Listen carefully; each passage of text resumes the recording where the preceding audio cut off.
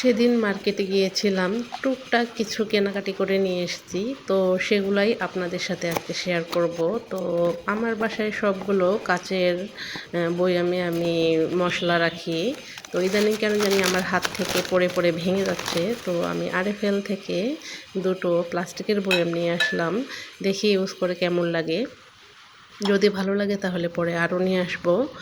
এছাড়াও আমি কালো একটি সিরামিকের বাটি নিয়েছি, আর বড় একটি কাচের মগ নিয়েছি। আমার বড় ছেলে কেন জানি পানি খুবই কম খায়, তো ওর জন্য এই বড় মগটি নেয়া। আর এছাড়াও আমি কিয়ামের এই বেলি পটটা কিনেছি। এই বেলি পটটা আমার কাছে অনেক ভালো লাগতো, তো অনেক দিন থেকে কিনবো কিনবো করেও কেনা হচ্ছিল না, তো অবশেষে কিনেই ফেললাম।